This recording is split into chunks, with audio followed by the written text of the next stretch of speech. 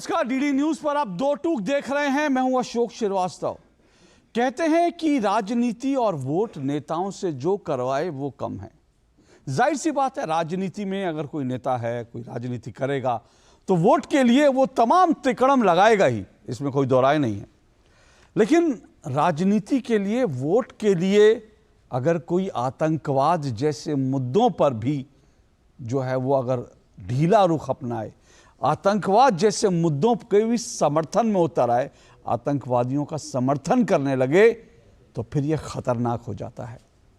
और आज एकता दिवस है, राष्ट्रीय एकता दिवस है। आज पूर्व गृह मंत्री, भारत के पहले गृह मंत्री सरदार वल्लभ भाई पटेल की जयंती है। और इस अवसर पर प्रधानमंत्री नरेंद्र मोदी ने आज विश्व की सबसे ऊंची जो प्रतिमा है सरदार वल्लभ भाई पटेल की, केवड़िया में, आज प्रधानमंत्री नरेंद्र मोदी वहां पहुंचे तो उन्होंने तुष्टीकरण की इसी नीति को, इसकी तरफ देश का ध्यान दिलाया।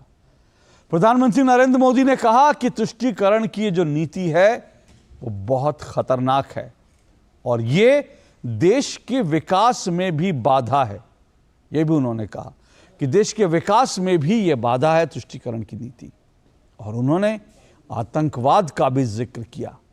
अब ये कई मायनों में बड़ा इंपॉर्टेंट हो जाता है। हालांकि प्रधानमंत्री नरेंद्र मोदी ने जब आतंकवाद का खास करके जिक्र किया और ये कहा कि आतंकवादी के लिए भी कोर्ट के दरवाजे खुलवाने के लिए लोग चले जाते हैं, तो उनका इशारा मुंबई के जो आतंकी हमलों का जो दोषी है याकूब मेमन, जिसको 2016 में फांसी की सजा दी गई सुप्रीम कोर्ट के फैसले के बाद, प्रधानमंत्री का इशारा उस तरफ था क्योंकि उस समय 40 से ज्यादा देश के जो लोग थे, जिनमें कई नेता भी शामिल थे, उन्होंने एक आतंकवादी को बचाने के लिए, फांसी की सजा टलवाने के लिए बाकायदा एक चिट्ठी लिखी थी, सुप्रीम कोर्ट तक पहुंचे थे और अदालत का दरवाजा रात को 12-1 बजे अदालत का दरवाजा खुलवाया था एक आतंकवादी की फांसी की सजा को रोकने के लिए। प्रधानमंत्री का इशारा उस तरफ था, लेकिन साथ साथ इसके कई निहितार्थ भी हैं। इस वक्त अगर हम कहेंगे तो इस वक्त गाजा पट्टी में इजराइल और हमास के बीच युद्ध चल रहा है और हमास ने 7 अक्टूबर को जिस तरह से इजराइल पर जो आतंकी हमला किया था, उसको लेकर भी इसके कंटेक्स्ट ढूंढे जा रहे हैं। क्योंकि 2 दिन पहले ही कांग्रेस की जो नेता हैं सोनिया गांधी, उन्होंने बाकायदा फिलिस्तीन के मुद्दे पर एक लेख लिखा था जिस पर बीजेपी थोड़ा आक्रामक हुई थी। यूएन में जो भारत सरकार ने जो युद्ध विराम के संबंध में एक प्रस्ताव आया था, उस पर भी भारत ने एब्सटेन किया था। उसको लेकर भी कांग्रेस ने कुछ सवाल उठाए थे, कांग्रेस के नेताओं ने तब सवाल उठाए थे और बीजेपी ने कहा था कि यह सीधा सीधा आतंकवाद का समर्थन है। और इस वक्त देश के 5 राज्यों में चुनावी प्रक्रिया चल रही है और कहीं ना कहीं इस पूरे मुद्दे की एंट्री इन चुनावों में भी हो चुकी है। क्योंकि खरगोन मध्य प्रदेश में बाकायदा एक कांग्रेस के जो नेता, कांग्रेस के जो उम्मीदवार हैं, उनकी रैली में फिलिस्तीन के शहीदों ये शब्द इस्तेमाल किया गया। फिलिस्तीन के शहीद जो हैं वो हमास के जो आतंकी है उनको माना जाता है। तो फिलिस्तीन के सो कॉल्ड शहीदों के लिए मौन व्रत भी रखा गया और इसी को लेकर यह मुद्दा जो है, लगता है कि इस वक्त जो, और खास कर के जब 5 राज्यों के विधानसभा चुनाव हैं, तो ऐसे में यह मुद्दा गरमाएगा। प्रधानमंत्री नरेंद्र मोदी ने जो भी कहा है वो भी अपने आप में इंपॉर्टेंट है, क्योंकि ऐसी राजनीति इस देश में सालों से, बरसों से होती आई है। 2 टूक में आज हम इसी मसले पर चर्चा करेंगे।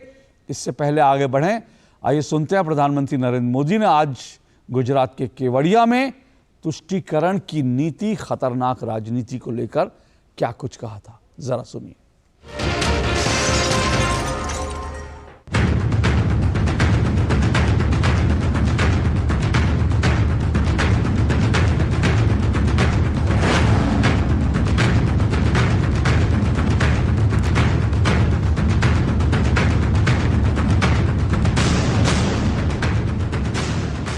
विकास यात्रा में सबसे बड़ी रुकावट है तुष्टीकरण की राजनीति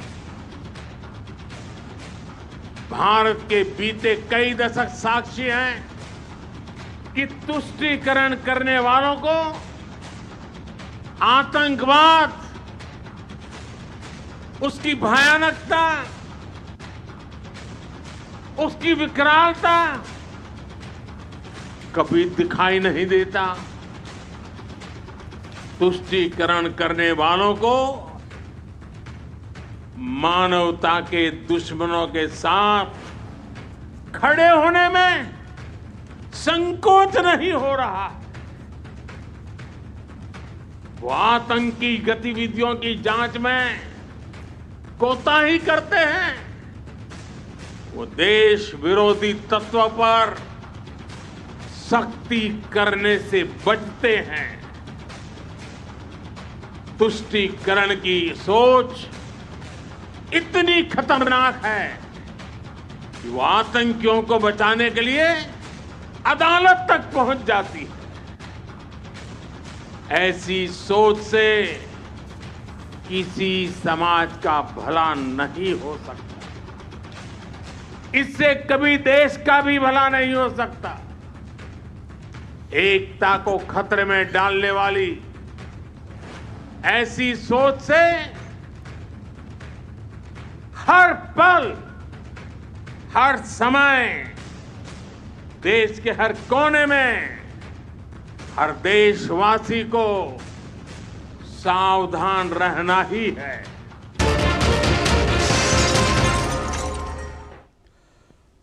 तो देश की एकता को खतरे में डालने वाली ऐसी सोच से देशवासियों को सावधान रहना ही है।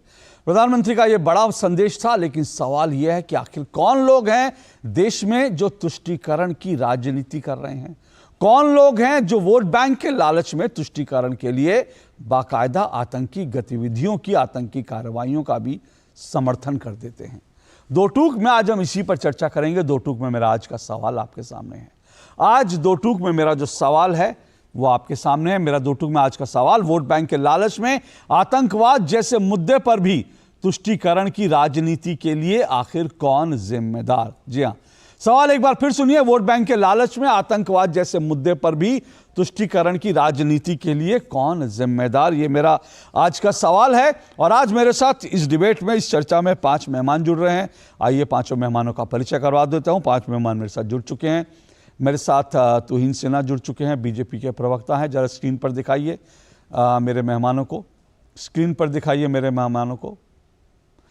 तुहिन सिन्हा मेरे साथ जुड़ चुके हैं, बीजेपी के प्रवक्ता हैं। तुहिन सिन्हा मेरे साथ जुड़े हैं। मेरे साथ इसके अलावा हर्षवर्धन त्रिपाठी जुड़े हैं, वरिष्ठ पत्रकार हैं। मेरे साथ विवेक श्रीवास्तव जुड़े हुए हैं, वामपंथी विचारक हैं। अनुराग वर्मा मेरे साथ स्टूडियो में जुड़े हुए हैं, वरिष्ठ पत्रकार हैं। और जल्दी मेरे साथ अतीकुर रहमान जुड़ेंगे। अतीकुर रहमान जो है इस्लामी मामलों के जानकार हैं, मुंबई से। मैं उनके जुड़ने का इंतजार कर रहा हूं। लेकिन शुरुआत में हर्षवर्धन त्रिपाठी आपसे करता हूं। हर्षवर्धन त्रिपाठी, आखिर कौन लोग हैं जो देश की एकता को खतरे में डाल रहे हैं?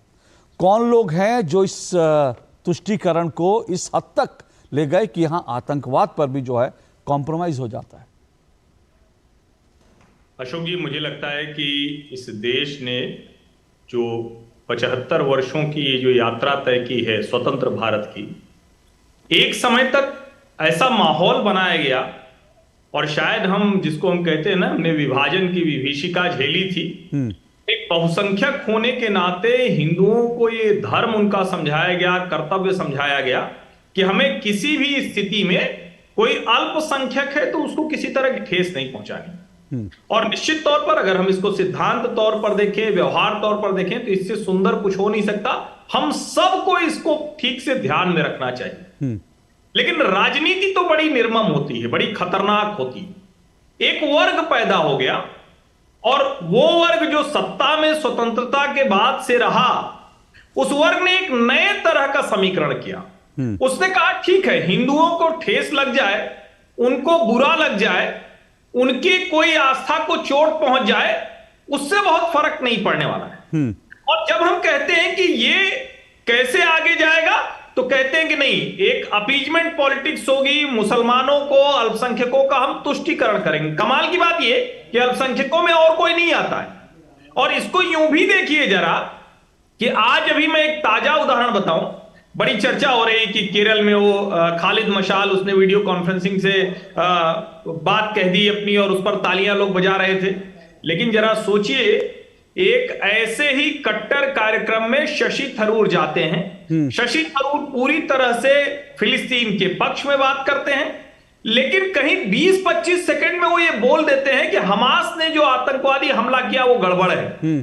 बस इतने भर से एक बड़ा वर्ग उन पर टूट पड़ता है और उनकी पार्टी भी उनको बचाने के लिए नहीं आती। दूसरा एक उदाहरण आप देखिए, भारत की सरकार ने इजराइल पर आतंकवादी हमला हुआ, प्रधानमंत्री नरेंद्र मोदी ने कहा हम इस आतंकवाद के खिलाफ इजराइल के साथ है।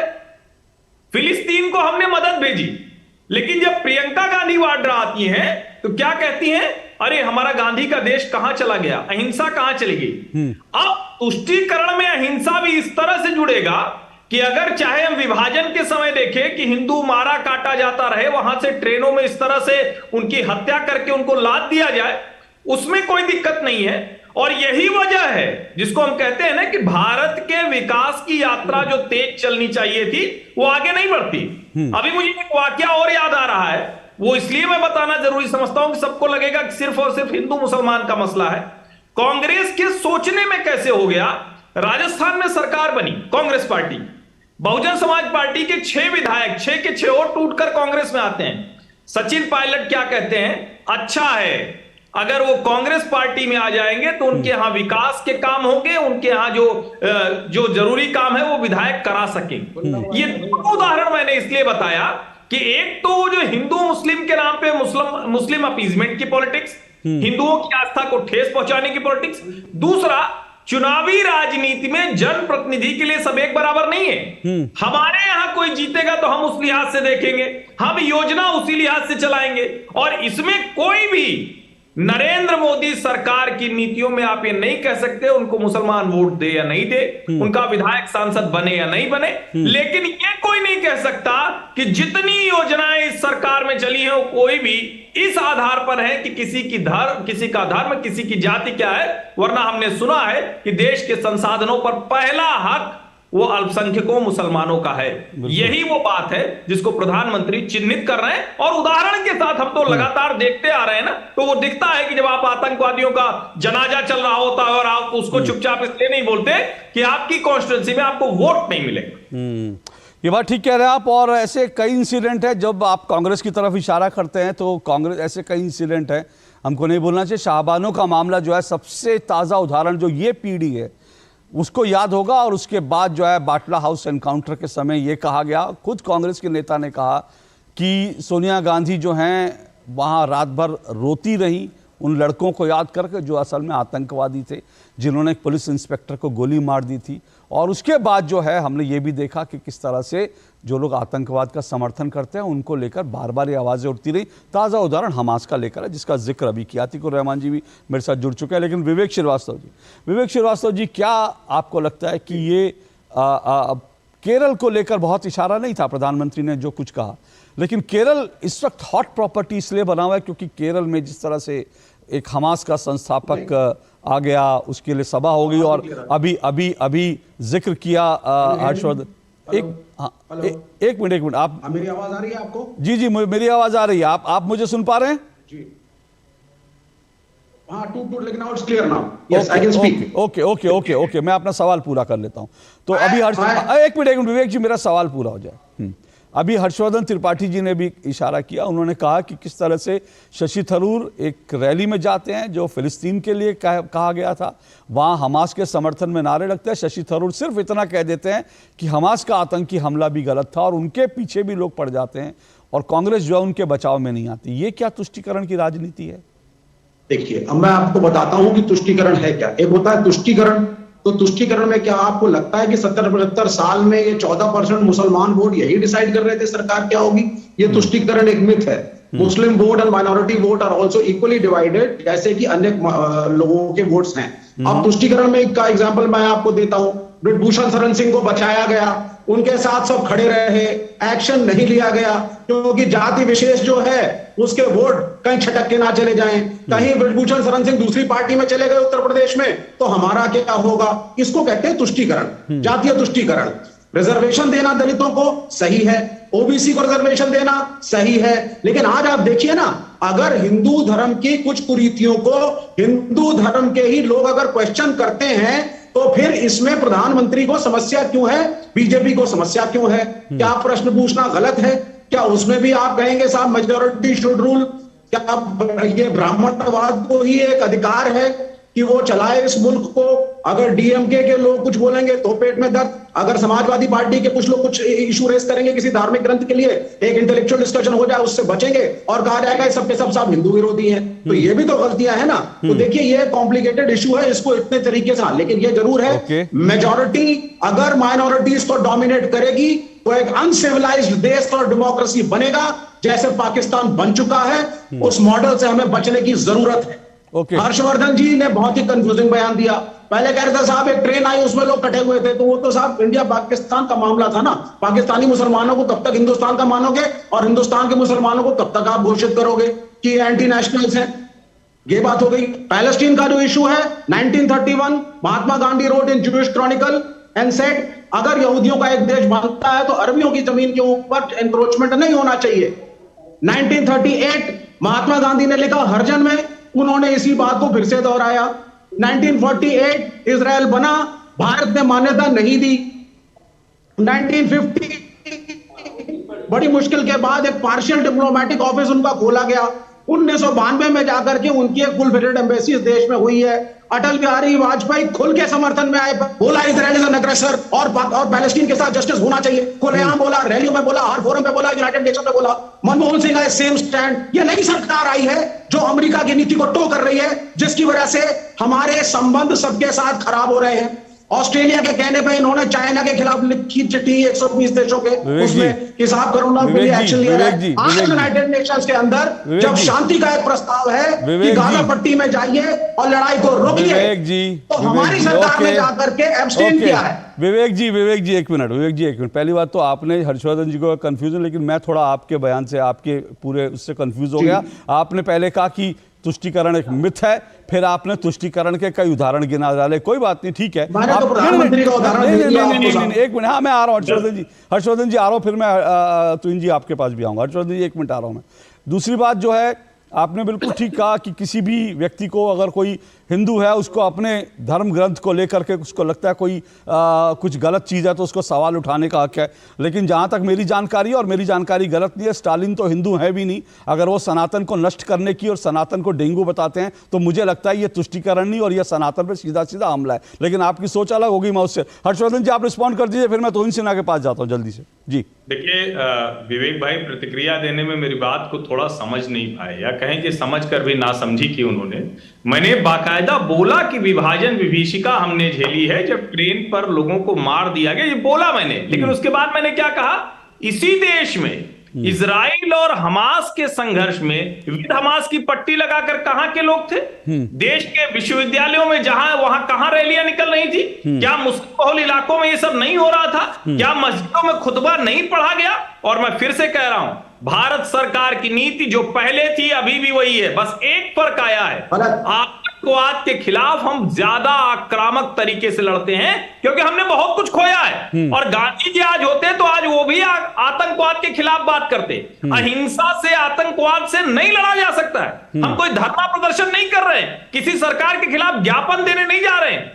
सत्याग्रह और जिसको हम कहते हैं कि आमरण अनशन कर देंगे, ये आतंकवादियों के खिलाफ जो जान लेने के लिए निकले हैं, जान देने के लिए निकले, उनसे नहीं होगा। और मैं फिर से कह रहा हूं, ये वाला तरीका नहीं चलेगा कि हमास के आतंकवादी हमला करें और जब इजराइल की सेनाएं हमास के आतंकवादियों को मारने के लिए निकले तो आप उसको इक्वेट करने की कोशिश करें। भारत इसके साथ किसी कीमत पर नहीं जा सकता है। ओके, तो इनसे ना मैं तो जब मैं एक मिनट रुकिएगा विवेक जी, जब मैं तुष्टीकरण की पूरी बात करता हूं तो, और प्रधानमंत्री ने भी कहा, विवेक जी ने उसको लेकर कई सवाल उठाए, लेकिन मैं देख रहा था आपका एक लेख है कुछ दिन पहले का ही, आपने तो तुष्टीकरण को लेकर यहां तक लिख डाला कि कांग्रेस जो है वो नई मुस्लिम लीग है।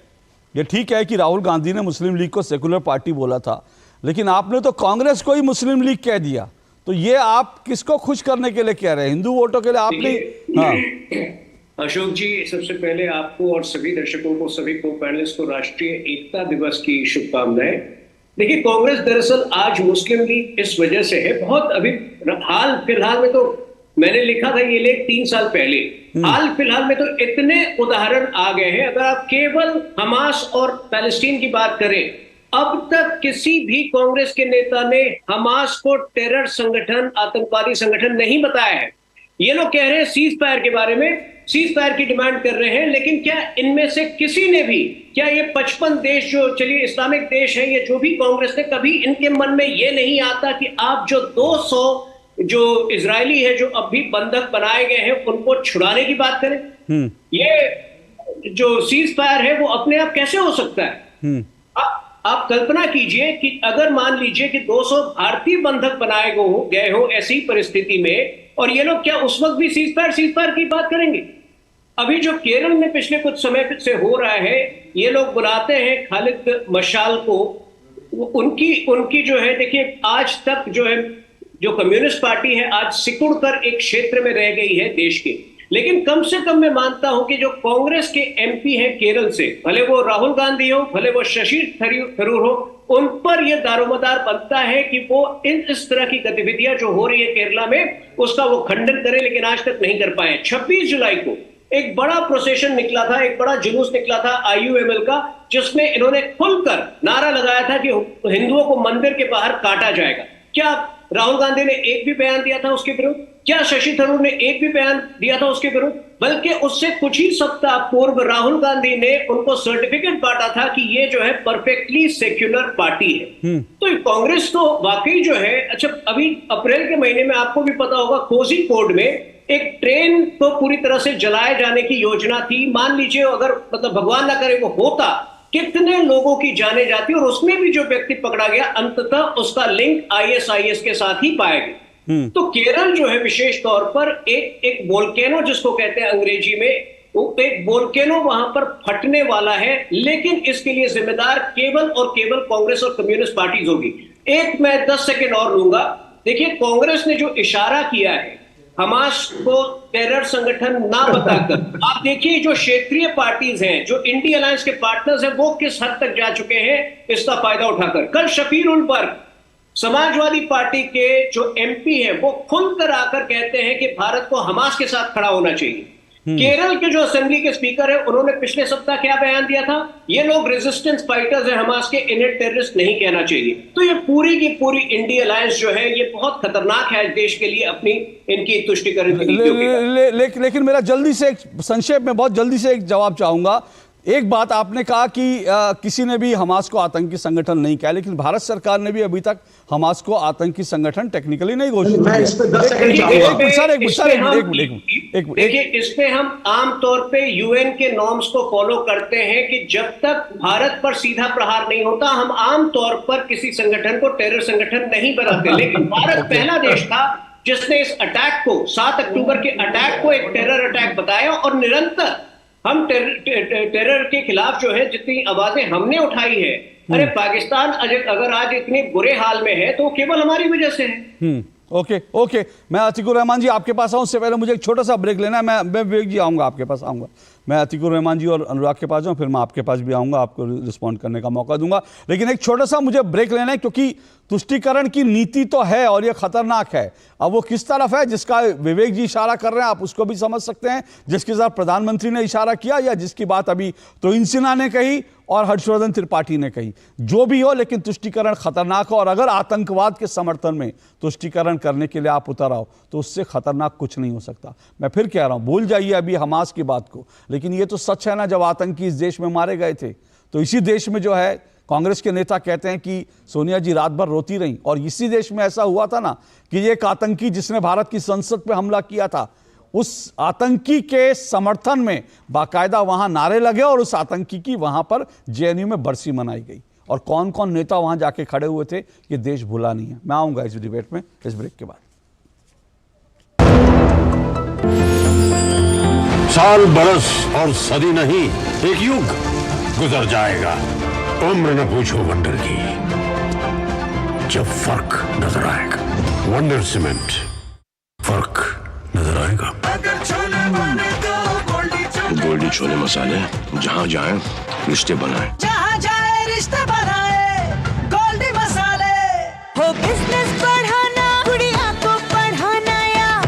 सर्विसेज के साथ वेकेशन लो मुथूट फाइनेंस गोल्ड लोन, भरोसा इंडिया का। मुथूट फाइनेंस भारत का नंबर 1 सबसे भरोसेमंद financial services brand. Gold loan के लिए अभी कॉल करें 1-800-313-1212। दिन तिनक दिन तिनक दिन दिन तिनक दिन तुम जाना दिन। अरे गोविंदा जी, आप यहाँ? हाँ बबुआ, हम यहाँ। पर तुम क्या छुपा रहे हो वहाँ? कुछ भी तो नहीं। जब दांत खाज की खुजली पे ना हो काबू तो उसे गमछे से नहीं छुपाते बाबू। तो फिर उसे भगाए कैसे?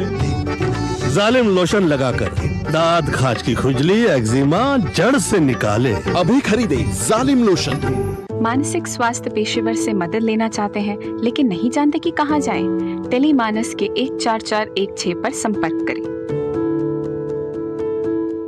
अब क्या देख रहे हो पापा? तुम कहते हो ना कि स्टॉक मार्केट में बहुत सोच समझकर इन्वेस्ट करना चाहिए। बस थोड़ा सा ज्ञान ले रहा हूँ। किससे? हर एक स्टॉक्स एक्सपर्ट है, मस्त एजुकेशनल वीडियोस बनाता है और अच्छी इन्वेस्टमेंट की टिप्स भी देता है। पापा इन वीडियोस पे ना जाएं, अपना रिसर्च खुद करें या सेबी रजिस्टर्ड इन्वेस्टमेंट एडवाइजर से संपर्क करें। एजुकेशन के नाम पर कुछ इन्फ्लुएंसर्स अक्सर इन्वेस्टर को मिसगाइड करते हैं, नुकसान आपका होगा। सोच कर समझ कर इन्वेस्ट कर। दो टूक आप देख रहे हैं और दो टूक में हम बात कर रहे हैं तुष्टीकरण की नीति, खतरनाक राजनीति। आखिर कौन ये खतरनाक राजनीति कर रहा है? प्रधानमंत्री नरेंद्र मोदी ने आज ये मुद्दा उठाया केवड़िया में और कहा कि जो इस तरह से तुष्टीकरण की राजनीति जो आतंकवाद के भी समर्थन में चली जाती है वो समाज के लिए, देश के लिए खतरनाक है और देश की एकता को भी इससे नुकसान होता है। इसी पर हम चर्चा कर रहे हैं, आखिर कौन जो है तुष्टीकरण की इस राजनीति को पाल पोस रहा है, कौन बढ़ा रहा है, इसी पर चर्चा कर रहे हैं। मेरे साथ 5 मेहमान जुड़े हुए हैं। तो इनसे ना बीजेपी से विवेक श्रीवास्तव वामपंथी विचारक हैं, अतीकुर रहमान मेरे साथ जुड़े हैं जो इस्लामी मामलों के जानकार है, हर्षवर्धन त्रिपाठी वरिष्ठ पत्रकार हैं, अनुराग वर्मा वरिष्ठ पत्रकार हैं। अतीकुर रहमान जी, ये जो तुष्टीकरण का पूरा मसला है, इसमें कहीं ना कहीं बार बार जो बीजेपी आरोप लगाती है वो ये ठीक है कि, और इसमें कोई दो राय नहीं, वोट के लिए हर पार्टी कोशिश करती है। किसी को जो है ब्राह्मण वोट चाहिए, किसी को पिछड़ों के, किसी को ओबीसी के वोट चाहिए, हर पार्टी अपना अपना करती है। मुस्लिम वोट भी चाहिए कि हर पार्टी को चाहिए, उसमें कोई दो राय नहीं है। लेकिन क्या आपको लगता है आतंकवाद का समर्थन करने से क्या मुस्लिम वोट मिल जाते हैं? क्योंकि इस तरह की तुष्टीकरण जब आतंकवाद तक पहुंचते हैं तो मामला खतरनाक हो जाता है। धन्यवाद अशोक जी। क्योंकि हम नेशनल यूनिटी डे बना रहे हैं तो अच्छा होगा कि सरदार पटेल को भी याद कर लिया जाए और प्रधानमंत्री अगर डेफिनेशन दे दें हमको तुष्टीकरण का तो वो भी अच्छा होगा। क्योंकि मैं समझ रहा हूं जो प्रधानमंत्री ने जितना भी उल्लेख किया तुष्टीकरण को लेकर, तो सरदार पटेल ने जो मुसलमानों ने जब सेपरेट इलेक्टोरेट की कुर्बानी दी थी, कुर्बानी में लफ्ज इसलिए इस्तेमाल कर रहा हूं क्योंकि सरदार पटेल ने इस लफ्ज का इस्तेमाल किया था। एक स्पेशल कमेटी बनी थी सरदार पटेल के चेयरमैनशिप के अंदर कि भाई माइनॉरिटीज और मुसलमान, सिख, क्रिश्चियन, ये सब जो सेपरेट इलेक्टोरेट ब्रिटिश के जमाने में दी जाते थे, क्या इसको आजादी के बाद भी कैरी फॉरवर्ड करेंगे? तो आप यकीन मानिए कि तमाम माइनॉरिटीज ने, मुसलमानों ने, सिखों ने, क्रिश्चियंस ने, पारसीज ने सेक्युलरिज्म के नाम पे, इसको अंडरलाइन करिए अशोक जी, सेक्युलरिज्म के नाम पर कहा था कि हमको सेपरेट इलेक्टोरेट नहीं चाहिए। और सरदार वल्लभ भाई पटेल जो इस कमेटी के चेयरमैन थे, इन्होंने हिंदू भाइयों को याद दिलाया था कि ये माइनॉरिटीज की कुर्बानी को आप कभी भूलना नहीं और इन माइनॉरिटीज को कभी भी इनसिक्योर फील नहीं होने देना। आज वही बीजेपी सरदार पटेल के नाम पर हम मुसलमानों को माइनॉरिटी मानने को तैयार नहीं है अशोक जी। सेकेंड लार्जेस्ट मेजोरिटी कहती है हमको। अब आप बताइए ये तुष्टीकरण जिसका डेफिनेशन आज तक मेरे सामने नहीं आया, बल्कि मैं तो इस डिबेट पे आने से पहले ये खोज रहा था कि इसका कोई इक्विवेलेंस है या नहीं। तो बहुत खोज करने के बाद में मैंने ये पाया कि तुष्टीकरण का अगर कोई इक्विवेलेंस हो सकता है तो वो हो सकता है एक एफर्मेटिव एक्शन। तो क्या एफर्मेटिव एक्शन मुसलमानों के लिए कभी हुआ है? क्या कोई इक्वालिटी अपॉर्चुनिटी कमीशन बनाया गया है जो कि साचर कमेटी ने कहा था? अगर वो भी बना दिया गया होता तो भी हमको सबर आ जाता कि नहीं भाई, ये बीजेपी की सरकार अब अपीजमेंट नहीं चाहती। हम सेकंड लार्जेस्ट माइनॉरिटी हो गए, मेजॉरिटी हो गए हैं। हम माइनॉरिटी नहीं है, लेकिन इक्वल अपॉर्चुनिटीज कमीशन में हमको पूरी बराबरी का हक मिल सकता है। अतीकुर रहमान जी, ना तो इक्वल अपॉर्चुनिटीज कमीशन बना। अतीकुर रहमान जी, आपके शायद जुड़ने से पहले इस संबंध में हर्षवर्धन त्रिपाठी ने कुछ बातें रखी थी और एक तथ्य हमारे सामने है जो आप कह रहे हैं ना, अवसरों की बात कर रहे हैं। एक तथ्य हमारे सामने है और वो ये है कि इस सरकार की, मोदी सरकार की जितनी योजनाएं हैं, उन तमाम योजनाओं में जितना लाभ हिंदुओं को मिला है बराबर इक्वली, और भाई कई जगह उससे ज्यादा। एक मिनट सर, एक मिनट। बल्कि जो कट्टर जो हिंदू वादी संगठन है वो मोदी सरकार की इसलिए आलोचना करते हैं कि मुसलमान वोट नहीं देते, फिर भी आप जो है घर देंगे तो मुसलमानों को देंगे, उजाला में देंगे तो आयुष्मान देंगे, मुसलमानों को देंगे। तो आप उल्टी बात कर रहे हैं सर। लोकसभा के सीट भी दे दो ना इलेक्शन में कैंडिडेट के रूप में। सर नहीं लोकसभा की सीट पे यदि उत्तर प्रदेश में सर मुसलमानों को 80 सीटें होती हैं, सर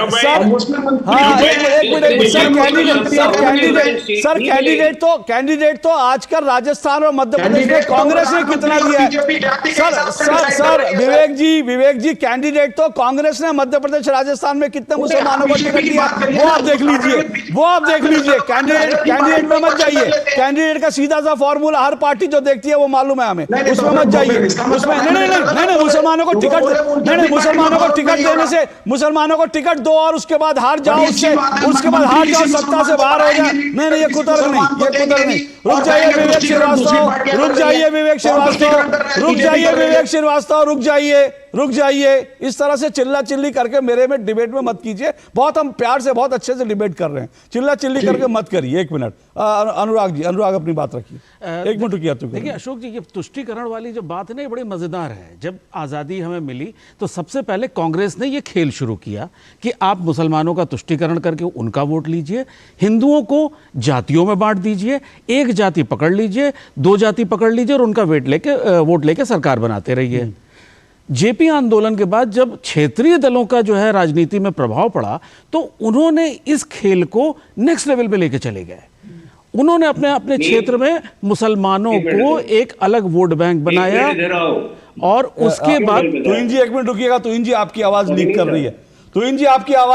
रही है, म्यूट कर लीजिए। हाँ बोलिए। क्या तुहिन जी आपकी आवाज लीक कर रही है शायद जी। उसके बाद क्या हुआ, ये क्षेत्रीय दल जब आए मुस्लिम तुष्टीकरण की राजनीति में तो उन्होंने देश को एक तरफ किया, अपने वोट बैंक की राजनीति को आगे करके। लालू जी ने अगर अडवाणी जी का रथ रोका, उनको अरेस्ट किया, तो यहां मुलायम सिंह ने उस देखा देखी कि कहीं मैं बड़ा मुसलमानों का मसीहा हूं, उसके लिए वहां कारसेवकों को गोली चला दी। तो बीजेपी भी तो हिंदुओं का मसीहा बनने की कोशिश कर रही थी, ये भी तो आरोप लग सकता है। सॉरी, मुसलमानों का मसीहा बनने के लिए। हिंदुओं का मसीहा, वो मुसलमानों का मसीहा। तो वही मुसलमानों का मसीहा बनने के लिए उन्होंने गोलियां चलवा दी। उसके बाद ये खेल इतना गंदा होता चला गया। एक दिन बाद हर अगले चुनाव में राहुल गांधी जी जब राजनीति में आए तो उन्होंने दूसरी तरह से किया कि जो भक्त है, जो मंदिर जाता है, वो लड़कियां छेड़ता है। उन्होंने मंदिर जाके वहां पे भगवानों के तमाशे बनाए। तो उन्होंने जो हिंदुओं को नाराज करने वाली चीज थी उसको नेक्स्ट लेवल लेके चले गए कि मुसलमान वोट हमको मिलता रहे। एक मुसलमानों के जो नेता, हमारे दोनों मित्र जो बैठे हैं, क्या ये वो बता सकते हैं कि इतने साल इन लोगों ने मुस्लिम तुष्टीकरण की राजनीति करी, एक मुसलमान जो एक आम दुकान चलाता है, एक छोटा मोटा धंधा करता है, क्या उसको लाभ मिला है? ये लोग बात कर रहे हैं कि उनको एमपी के कैंडिडेट कितने आए, एमएलए के। अरे भाई साहब, एमपी एमएलए बनने से एक आम जो पंचर बना रहा है उसका क्या लाभ हो रहा है? क्या उसका कोई लाभ हो रहा है? उसको शिक्षा मिल रही है, उसको नौकरी मिल रही है? उसको नहीं मिल रही है। लेकिन आपको यह दिखाने के लिए हो जाता है कि आप मुसलमानों के मसीहा बने हैं और उनके नेता बन गए हैं। महिला आरक्षण बिल के खिलाफ भी बोल दीजिए कि साहब उनको भी क्यों पार्लियामेंट में आरक्षण दिया गया, उससे क्या होता है? अगर कोई महिला गरीब है साहब तो उसको रोजगार दीजिए, वाई गिवर रिजर्वेशन। अच्छा आप विवेक जी देखिए, विवेक जी ये जो वामपंथी राजनीति है उसका ये सबसे बड़ा जो आप बात कर रहे हैं ना, वो सबसे बड़ी चीज है। सर मैंने आपने वेस्ट बंगाल में इतने साल मुस्लिम तुष्टीकरण की राजनीति करी, वेस्ट बंगाल में मुसलमानों का क्या भला कर दिया आपने? कोई भला हुआ उनका? हम तुष्टीकरण नहीं करते हैं। आपने तुष्टीकरण, आपकी राजनीति का बेसिक तुष्टीकरण रहा है आपकी राजनीति का, और आगे का वोट बैंक ममता बनर्जी लेके चली गई, आप वहां से राजनीति से बाहर हो गए। विवेक जी, वेस्ट बंगाल एक बड़ी प्रयोगशाला थी आपके मुस्लिम तुष्टीकरण की राजनीति की, और वही उसी आपके प्रयोगशाला, विवेक जी आपकी उस प्रयोगशाला को लेके ममता बनर्जी उड़ के चली गई और उन्हें वो मसीहा बन गई। एक मिनट रुकिए, मैं तो जी आऊंगा। विवेक जी एक मिनट, अतीकुर रहमान जी, क्या वेस्ट बंगाल में मुस्लिम बड़ी अच्छी सिचुएशन में है? क्या देश के बाकी राज्यों से बहुत अच्छी सिचुएशन में है? 36 साल वहां पश्चिम बंगाल में जो है वामपंथी शासन था, अब ममता दीदी, तो वहां पे क्या मुस्लिम जो है वो बहुत संपन्न है, बहुत पैसा आ गया, आर्थिक रूप से बहुत अच्छे है, शिक्षा उनकी बहुत अच्छी है? आप तो आंकड़ों के जानकार हैं, कंपेयर करके बताइए ना सर। अरे मैं तो पूछ रहा हूं, मैं तो कह रहा हूं, बता दीजिए अतीकुर रहमान जी, बताएं। देखिए अशोक जी, मैं क्यों पढ़ूं ये पार्टी के झमेलों में? मैं आपको सिर्फ ये याद दिला रहा हूं कि क्या चार्टर कमीशन के रिकमेंडेशन को अब तक के कोई सरकारों ने इंप्लीमेंट करने की कोशिश की? नहीं की। चलिए बोल के कि भाई नहीं, ये तो नहीं हो सकता, क्योंकि मनमोहन सिंह जी की वो बात तो पकड़ लेते हैं कि भाई नहीं, सारे के सारे संशोधन जो है ना, सारे के सारे वो सिख मुसलमानों के लिए कैसे करें। लेकिन इक्वल अपॉर्चुनिटीज बनाने से भी जो रिकमेंडेशन था वो भी पूरा नहीं हुआ। लेकिन एक दो बात मैं आपके सामने कहना चाहूंगा, भाई हम नहीं चाहते कोई अपील है। तमाम मुसलमानों ने, जैसा कि अनुराग जी ने अभी कहा, कि हमको ये झमेले में पड़ना ही नहीं है कि कोई आप स्पेशल ट्रीटमेंट करें। लेकिन ये बीजेपी ने जो हमको जो स्टेटस दिया, मैं सिर्फ दो उदाहरण देना चाहूंगा आपके सामने, ताकि आपको मालूम पड़े कि ये मुस्लिम अपीसमेंट के नाम पर किस तरह से हिंदुत्व कंसोलिडेशन कर रहे हैं। पॉइंट नंबर 1, एएमयू के माइनॉरिटी स्टेटस को सुप्रीम कोर्ट में चैलेंज किया बीजेपी सरकार ने।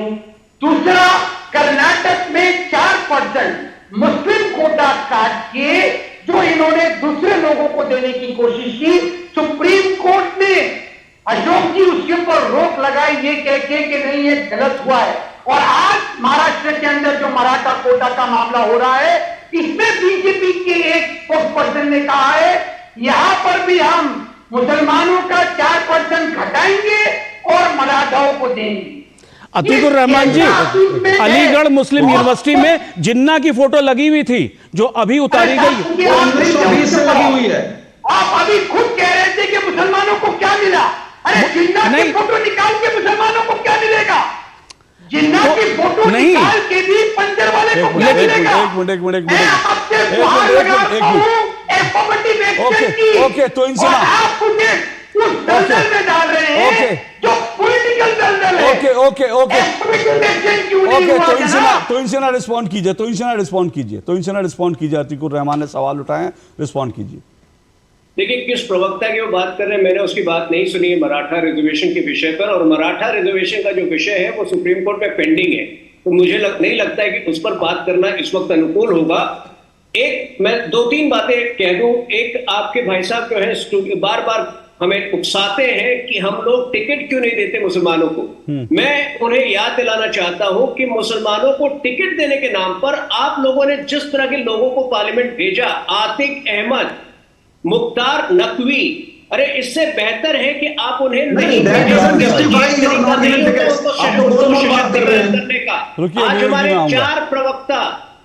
4 प्रवक्ता जो है भाजपा के मुसलमान हैं, तो हम इलेक्शन में विनेबिलिटी एक बहुत बड़ा फैक्टर है। और एक बात और अशोक जी, देखिए आज प्रधानमंत्री जी ने आज तुष्टीकरण के बारे में आज क्यों कहा, मैं आपको उसकी अहमियत बताता हूं, उसका महत्व बताता हूं। देखिए, आज जो महत्व है सरदार पटेल का हमारे राष्ट्र के निर्माण में, जो रजाकार आज से 100 साल पहले करते थे, लगभग 1927-28 से लेकर 1947 तक, वो वही था जो आज हमास कर रही है।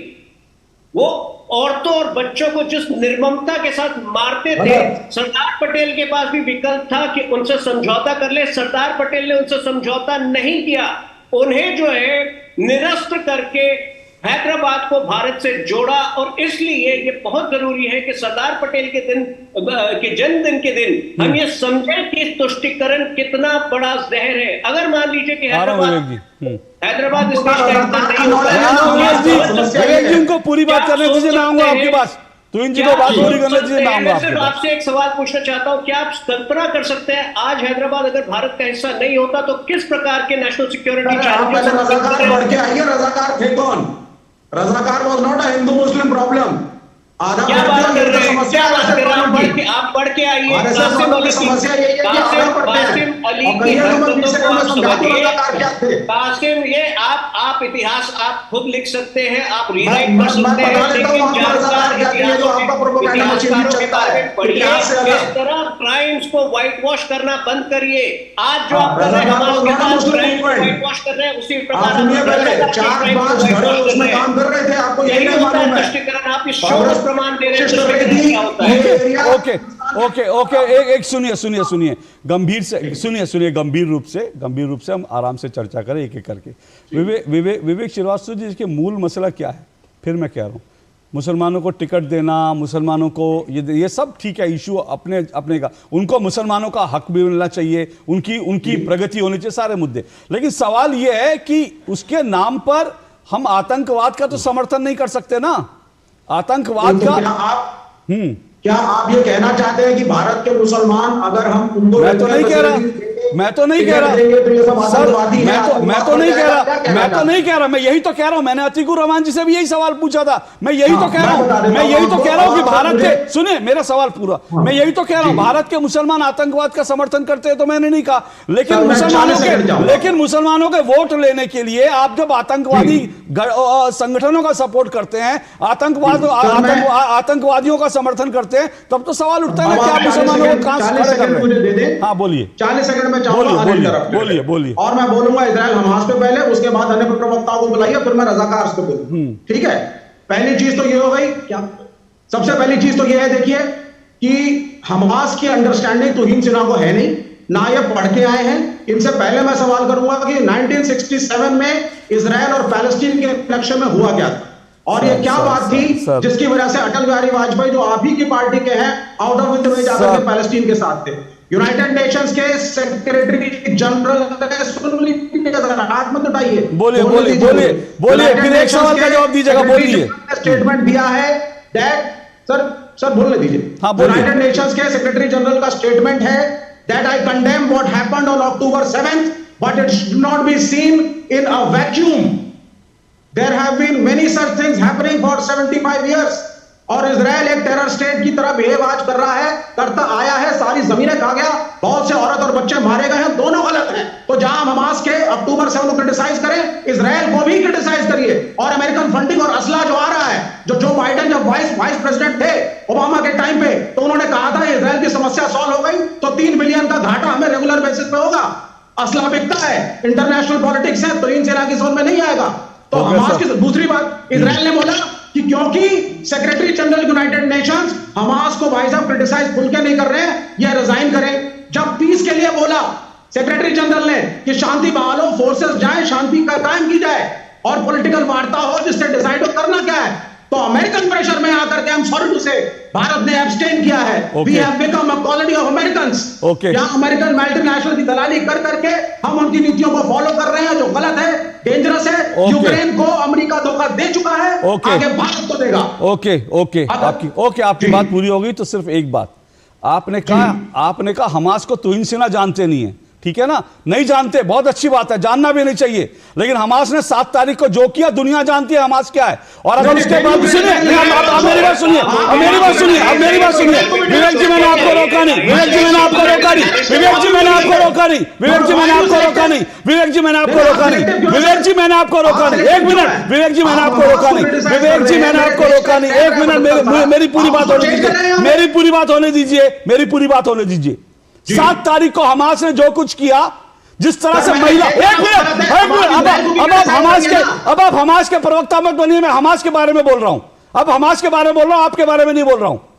हमास को दुनिया को जानना चाहिए उसको। अब रुकिए, हमास के प्रवक्ता मत बनिए विवेक जी। मैं हमास के बारे में बोल रहा हूं, आपके बारे में नहीं बोल रहा हूं। हमास कौन है? हमास कौन है? 7 तारीख को इस हमास ने इजराइल के ऊपर हमला किया, और हमला भी कैसे किया? बच्चों को मारा, महिलाओं को निर्वस्त्र करके उनके साथ बलात्कार किए। और कल जो घटना सामने आई है, विवेक जी सुनिए, मैं हमास के बारे में बोल रहा हूं, मैं लेफ्ट के बारे में नहीं बोल रहा हूं, इसलिए सुनिए। हमास का बचाव मत कीजिए, हमास का बचाव मत कीजिए। और कल जो हमास के बारे में जानकारी आई है वो ये कि हमास ने बाकायदा एक घर में घुसे पुरुष को। विवेक जी, हमास के बचाव में क्यों उतर रहे हो आप? विवेक जी, हमास के बचाव में क्यों उतर रहे हो? हमास के प्रवक्ता क्यों बने हो आप? हमास के प्रवक्ता क्यों बने हो आप? हमास के प्रवक्ता क्यों बने हो? विवेक जी, मैं हमास के बारे में बोल रहा हूं, मैं हमास के बारे में बोल रहा हूं, मैं हमास के बारे में बोल रहा हूं। सुनने का धीरज रखिए, हमास के आतंक को एक्सेप्ट कीजिए, हमास के बारे में इतना अधीर मत हो जाइए। मैं हमास की निंदा कर रहा हूं, मैं हमास की निंदा कर रहा हूं, मैं लेफ्ट की निंदा नहीं कर रहा हूं, मैं हमास की निंदा कर रहा हूं। मैं आपकी निंदा नहीं कर रहा हूं, मैं हमास की निंदा कर रहा हूं। हमास की निंदा भी इस देश में लोग सुनना नहीं चाहते। इस देश में लोग हमास के आतंक की बात भी सुनना नहीं चाहते, उसके बचाव में उतर आ जाते। इससे बड़ा आतंक का समर्थक क्या होगा? इससे बड़ा आतंकवाद का समर्थन क्या होगा? आप हमास के आतंकवाद पर पर्दा डालना चाहते हो, यह शर्मनाक है, यह शर्मनाक है, यह शर्मनाक है। विवेक श्रीवास्तव, यह शर्मनाक है, यह शर्मनाक है। हमास के पापों पे पर्दा मत डालिए, यह शर्मनाक है, यह शर्मनाक है। विवेक श्रीवास्तव, यह शर्मनाक है। विवेक श्रीवास्तव, यह शर्मनाक है। विवेक श्रीवास्तव, यह शर्मनाक है। विवेक श्रीवास्तव, यह शर्मनाक है। हमास के आतंक पे पर्दा डालना, विवेक श्रीवास्तव, यह शर्मनाक है। रुक जाइए, रुक जाइए, रुक जाइए, रुक जाइए। आतंक का समर्थन मत कीजिए। अभी तक आप आतंक के समर्थन में नहीं खड़े थे, अब आप आतंकवाद का समर्थन कर रहे हैं, चिल्ला रहे हैं। इतनी चिल्लाहट, इतनी झुंझुलाहट आतंकवाद के समर्थन में क्यों कर रहे हैं आप? मैंने तो आपको आतंकी नहीं बोला। आप क्यों आतंकवाद का समर्थन कर रहे हैं? आप क्यों हमास के आतंकवाद का समर्थन कर रहे हैं? आप क्यों चिल्ला रहे हैं? आप क्यों लगातार चिल्ला रहे हैं? आप क्यों चिल्ला रहे हैं? क्यों चिल्ला रहे हैं आतंकवाद के पक्ष में? आप आतंकवाद के पक्ष में, ये देखिए, ये चेहरा है, ये चेहरा है, ये चेहरा है इनका। मैं आतंकवाद की बात कर रहा हूं, मैं किसी की बात नहीं कर रहा हूं, मैं आतंकवाद की बात कर रहा हूं। और अगर आप आतंकवाद की निंदा नहीं कर सकते तो डूब मरना चाहिए। आतंकवाद की मैं बात कर रहा हूं, मैं विवेक श्रीवास्तव आतंकवाद की। इनकी आवाज नीचे कर दीजिए, इनकी आवाज नीचे कर दीजिए। अब ये डिरेल करने की कोशिश कर रहे हैं, इनकी आवाज नीचे कर दीजिए। मेरी डिबेट में चिल्लाकर आतंकवाद के पक्ष में मत लीजिए विवेक जी। मैंने आपको आतंकी नहीं बोला, ना मैंने वामपंथियों को आतंकवादी बोला है। मैं सिर्फ हमास के पाप गिना रहा हूं। आपने इजराइल के पाप गिनवाए, तो मुझे भी हक है हमास के पाप गिनवाने का। अगर आप में सुनने का मादा नहीं है तो दिखाता है कि आप हमास जैसे आतंकवादी संगठन के साथ खड़े हैं, जो शर्मनाक है। और केरल में इसीलिए यह हाल हो रहा है, केरल में इसीलिए हमास के समर्थन में रैलियां निकल रही हैं। मैंने कहा, आपने जब तक इजराइल को आपने निंदा करी, मैं खामोशी से, सब लोग खामोशी से सुन रहे थे। लेकिन जैसे ही मैंने हमास के पाप गिनवाने शुरू किए, आपके पेट में क्यों दर्द होता है मुझे समझ में नहीं आता। और मैं हमास को ब्रेक पर जाने से पहले हमास का एक पाप और गिनवा दूं, हमास के पाप और गिनवा दूं।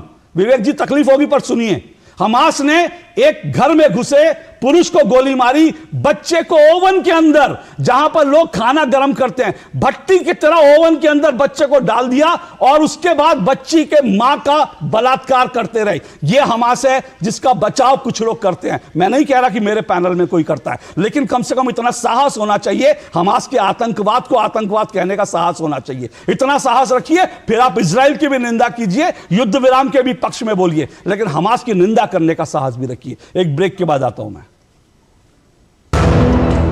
हो बिजनेस बढ़ाना, गुड़िया को पढ़ाना, या मिसेस के साथ वेकेशन, लो मुथूट फाइनेंस गोल्ड लोन। भरोसा इंडिया का, भरोसा इंडिया का। मुथूट फाइनेंस, भारत का नंबर 1 सबसे भरोसेमंद financial services brand. Gold loan के लिए अभी कॉल करें 1-800-313-1212। दिन तिनक दिन तिनक दिन दिन तिनक दिन तुम जाना दिन। अरे गोविंदा जी, आप यहाँ? हाँ बबुआ, हम यहाँ। पर तुम क्या छुपा रहे हो वहाँ? कुछ भी तो नहीं। जब दांत खाज की खुजली पे ना हो काबू तो उसे गमछे से नहीं छुपाते बाबू। तो फिर उसे भगाए कैसे? जालिम लोशन लगाकर दांत खाज की खुजली एक्जिमा जड़ से निकाले। अभी खरीदे जालिम लोशन। अब क्या देख रहे हो पापा? तुम कहते हो ना कि स्टॉक मार्केट में बहुत सोच समझकर इन्वेस्ट करना चाहिए। बस थोड़ा सा ज्ञान ले रहा हूँ। किससे? हर एक स्टॉक्स एक्सपर्ट है, मस्त एजुकेशनल वीडियोस बनाता है और अच्छी इन्वेस्टमेंट की टिप्स भी देता है। पापा इन वीडियोस पे ना जाएं। अपना रिसर्च खुद करें या सेबी रजिस्टर्ड इन्वेस्टमेंट एडवाइजर से संपर्क करें। एजुकेशन के नाम पर कुछ इन्फ्लुएंसर्स अक्सर इन्वेस्टर को मिसगाइड करते हैं, नुकसान आपका होगा। सोच कर समझ कर इन्वेस्ट कर। दादी, आज भी आपकी चाय की दुकान बंद थी? 1 महीने से बीमार हूँ, काम बंद और इलाज का खर्चा अलग। आयुष्मान कार्ड नहीं बनवाया? नाम सुना है, कहाँ बनवाना है, कैसे बनवाना है, इस उम्र में भाग दौड़। कार्ड अभी बन जाएगा। आयुष्मान ऐप पर जाकर अपना या परिवार के सदस्य का नाम लाभार्थी सूची में ढूंढें, आधार, OTP या फेस ऑथ द्वारा ऑथेंटिकेट करें, डिटेल्स भरें, अब मोबाइल से फोटो खींचकर अपलोड करें। बन गया। अब ठीक होकर अपने हाथ की चाय पिला दो।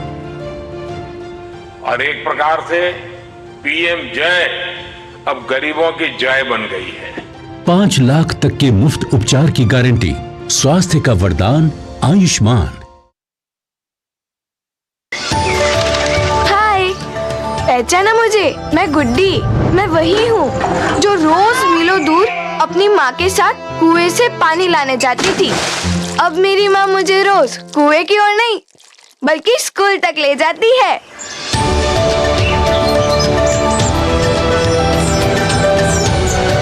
अरे किधर को चली सवारी? कुएं की तरफ तो नहीं? अरे नहीं नहीं सरपंच दीदी, मोदी जी के प्रयास से कुएं पर जाना हुआ बीता हुआ कल। अब तो है हमारे यहाँ नल से शुद्ध जल। बिल्कुल सही। प्रधानमंत्री नरेंद्र मोदी जी हमारी परेशानी समझकर इतना बड़ा काम तेजी से पूरा करवा रहे हैं। तभी तो हर घर में नल से शुद्ध जल आने से गांव की सभी बहनों और बेटियों को रोज पानी सर पर ढोकर लाने की परेशानी से मुक्ति मिली है। हाँ, और साथ ही बीमारियाँ भी बहुत कम हुई है। वाह दीदी।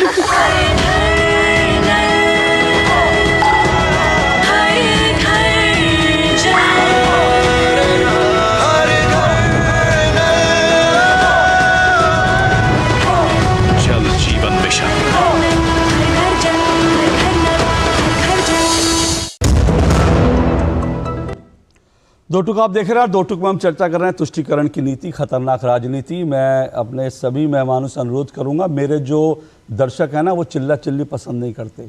आपको मैं पूरा वक्त देता हूं, सब मेहमानों को पूरा वक्त देता हूं। आप जी भर के आलोचना कीजिए किसी की, लेकिन अगर मेरे पास कुछ फैक्ट्स हैं तो मुझे भी वो फैक्ट्स रखने की इजाज़त होनी चाहिए। इतने ज़्यादा आपको, किसी को भी इतना ज़्यादा जो है अधीर नहीं होना चाहिए, किसी को भी इतना ज़्यादा जो है एग्रेसिव नहीं होना चाहिए कि वो मेरे को फैक्ट्स रखने की इजाज़त ना दे। एनीवे, हर्षवर्धन त्रिपाठी, ये डिबेट कुल मिलाकर ये लगता है ये मुद्दा तो बना रहेगा, इस मुद्दे पर डिबेट भी चलती रहेगी, लेकिन सवाल ये कि जनता को इससे क्या मिल रहा है, जनता कैसे आइडेंटिफाई करे कि भाई ये तुष्टीकरण के नाम पे हो क्या रहा है। जल्दी संक्षेप में जाओ। अतीकुर रहमान जी ने जो कहा उसकी 2-3 बातें सुन लीजिए तो आपको समझ में आ जाएगा। बहुत विद्वान व्यक्ति हैं और मैं कहूंगा कि थोड़ी ये शब्दावली बचे तो इससे अच्छा होगा, उनको मुसलमान देखते हैं। इन्होंने कहा कि मुसलमानों ने कुर्बानी दी। भैया ये लोकतंत्र है, अगर आप सेकुलर देश कह रहे हैं तो उसमें कोई कुर्बानी, किसी का हक कोई नहीं था कि मुसलमानों के लिए अलग से इलेक्टोरेट होगा। यही अपीजमेंट की पहली निशानी। दूसरी, जब आप कहते हैं कि हमें क्या मिला, सच यही है, आप जब इस बात पर खुश हो गए कि चलो ठीक है हमारा तुष्टीकरण हो रहा है, हमारे लिए हिंदुओं की आस्था पर चोट पहुंचे कोई दिक्कत नहीं है, और आप जरा सोचिए किसके बहकावे में आकर मुस्लिम समाज ने किया कि राम मंदिर के खिलाफ वो खड़े रहे। हिंदुओं ने कोई ऐसा नहीं है कि वो राम मंदिर के लिए सरकारें बना या बिगाड़ दी। ठीक है, भारतीय जनता पार्टी की 4 राज्यों की सरकारें गई, लेकिन हिंदुओं के लिए अपने नेता से डेवलपमेंट का काम, विकास का काम वो पहली प्रायोरिटी था। मुसलमानों ने दुर्भाग्य से वो काम नहीं किया। उन्होंने अपनी राजनीति तो दी सेकुलर हिंदू नेताओं के हाथ में, लेकिन उनसे ये नहीं कहा कि हमें विकास में हिस्सेदारी दीजिए। अगर ये आप नहीं करेंगे तो नुकसान होगा। और आप बार बार कह रहे हैं कि सच्चर कमेटी पर क्या हुआ, आप इस सरकार की सारी योजनाओं में मुस्लिमों की हिस्सेदारी देख लीजिए, आपको समझ में आ जाएगा कि इक्वल जो आप कह रहे हैं वो कैसे किया जाता है। ओके ओके 30 सेकंड में अतीकुर रहमान जी, समय मेरे पास कम है जी। और संजीव जी, मैंने नहीं कहा कि हमने कुर्बानी दी है, सरदार वल्लभ भाई पटेल, और इसीलिए मैंने अशोक जी को कहा था कि इसको अंडरलाइन करिए।